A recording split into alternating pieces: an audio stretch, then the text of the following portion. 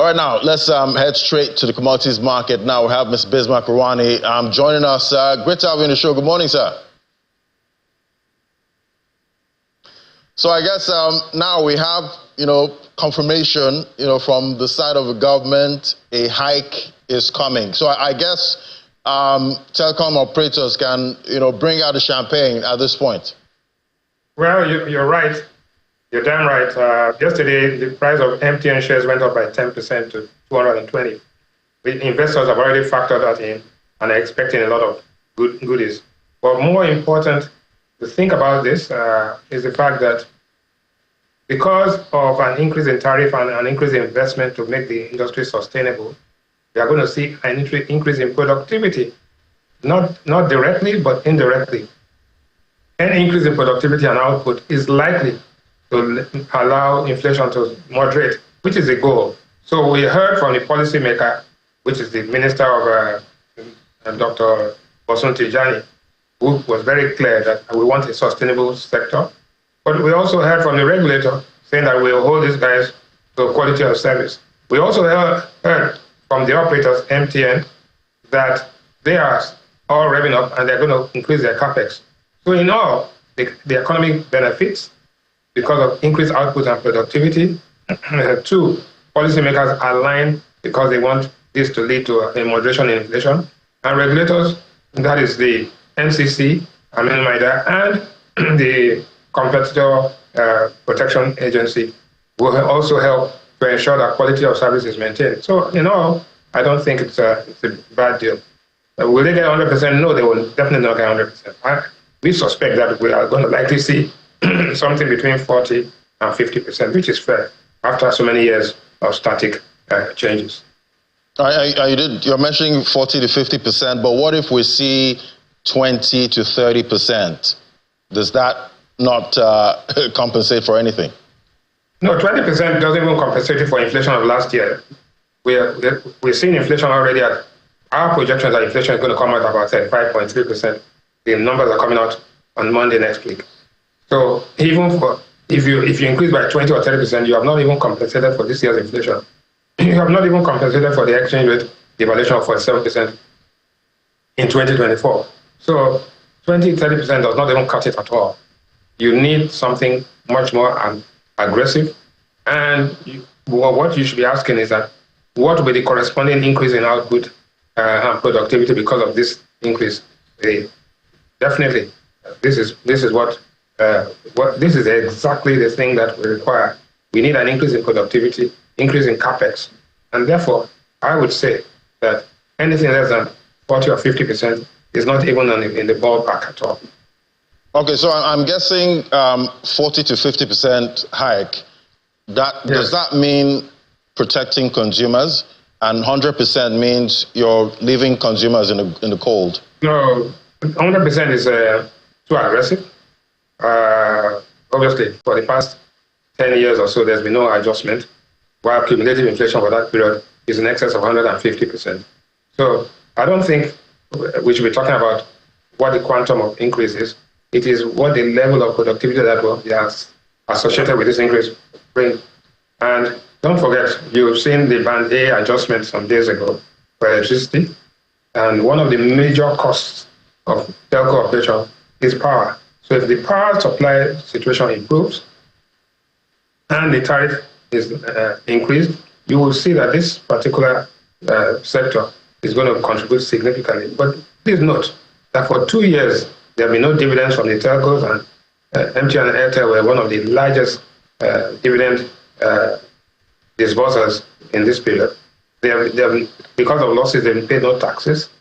So even if there's a tariff increase today, you are not going to see this reflect in the profitability of the companies for another year. So it's a long, hard road to travel, but definitely the longest journey in the world starts with the first step. And we should look at it in the context of the fact that, one, there's been an increase in wages, which is not satisfactory, but somewhere. Secondly, there are tax concessions going to be given to the telcos as well, so that they can actually amortize some of their taxes or actually waive some of the taxes as well. reduce their tax liability, and that can be used and passed back on to the consumers. And it's not, I don't think it's a flat increase.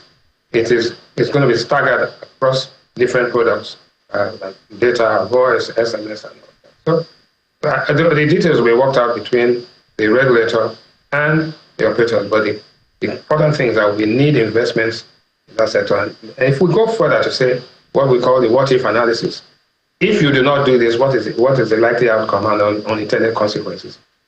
Drop calls, the entire payment system, the mercy of the telcos and the switch, the airline booking system, the medical tourism, the education,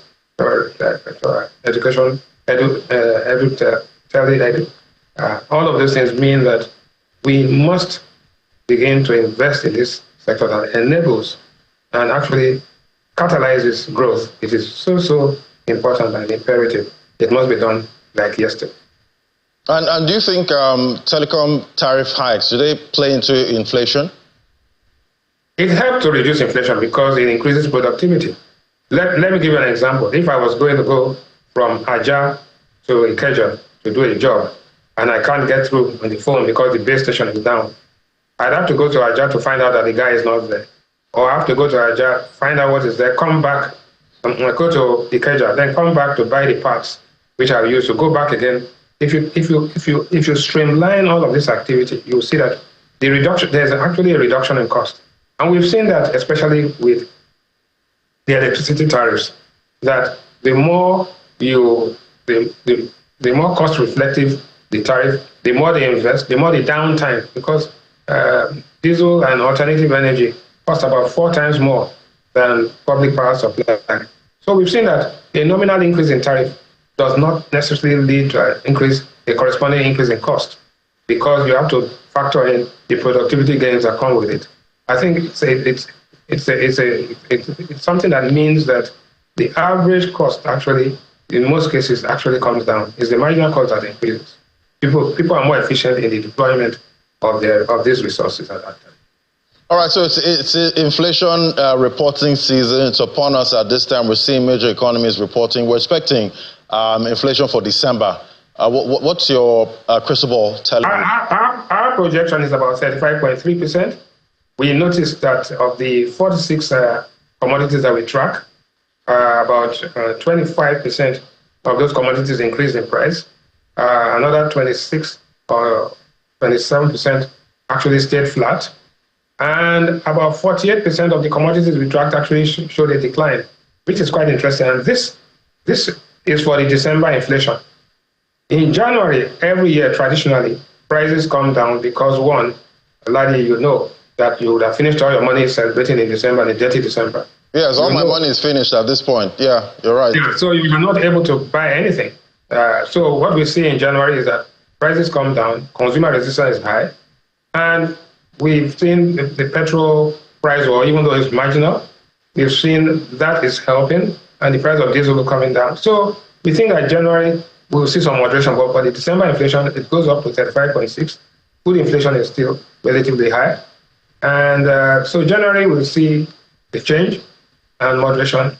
Hopefully that will hold the hands. We think that the Central Bank of Nigeria, the MPC meeting on 27th and 28th of this month, will hold steady and maintain the status quo, which means that we are going from a period when things were increasing, inflation was increasing rapidly, interest rates were increasing rapidly, so when inflation begins to moderate and interest rates stay stable and then begin to get ready for a decline later in the year. But it's the beginning of a moderation or a point of inflection, which is good for the economy. But let's be clear that there's no silver bullet, and this is not going to happen overnight.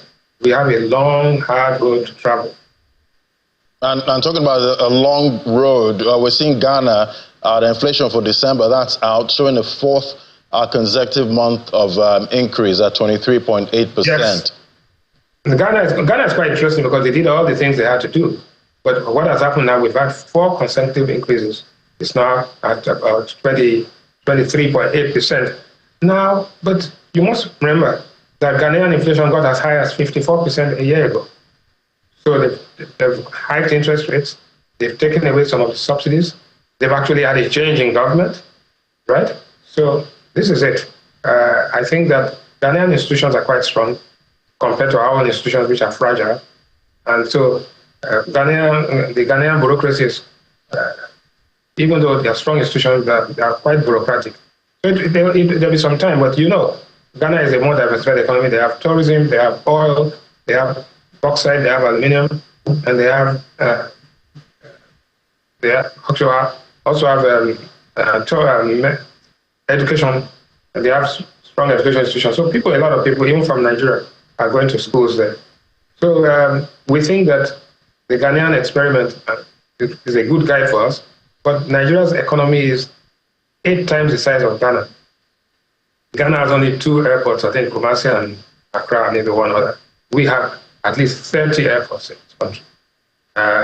It's quite significant that we should be leading, we should be setting the example for small countries like Ghana, but they seem to be setting the examples for us. But having said that, Nigeria's potential, and we use the word potential with tongue in cheek, is much higher. And all we have to do is now begin to go about it in a more systematic and strategic manner. And then you will begin to see the results. But the results are not coming instantaneously. We have to be patient and avoid the crisis of false expectations. All right, patience, watchword at this point. But looking at other economies now, we're seeing inflation for the Eurozone. That rose too in Germany. Inflation is also up for the month. So is inflation trying to make a comeback for most of these economies in 2025? I think there's some major changes. First and foremost, let us note one thing. The dollar has appreciated based on all sorts of expectations that the Trump want will work. But if you read Richard Schumer's article in the Financial Times, the Trump effect is going to be very muted and not going to make such a difference. But more importantly is that if the Ukraine-Russian war, if there's a kind of truce, then the commodity prices that were pretty high begin to come down, and that could help us in terms of the imported inflation. Food prices globally have come down by over 2.5% in 2024 and likely to come down further. So, 1, the dollar strengthens. 2, at the same time, the price of gold is actually appreciating. I think that we are going to see some major changes. For Nigeria, I think you need to understand that one of the big drivers of inflation in this country is the cost of fuel, petrol, diesel. The Dangote intervention has meant it's a major white knight for Nigeria. That is, it kept the price at 900, 899. I'm not saying it will stay there, but at least it's not 1,800, 1,500. That is a major significant catalyst for inflation moderation and competitiveness in this country. Right? That has to be driven. When you put all of these things together, the foundation for a strong economy is being laid. But what is important, though, is that policymakers, public office holders, the bureaucracy have to cut back on their profligacy. I think we need the burden of sacrifice has to be equally shared so that we don't have on one hand, the people making the sacrifice and the government officials and all of that are living like sheikhs. So it's a combination of these. All right, Mr. Rewane, we'll keep tracking to see who wins this battle in 2025. Thank you so much, Mr. Bismarck Rewane. Happy New Year once again. Happy New Year again. Thank you. All right, we'll take a break now. When we come back, conversations ahead. Do stay with us.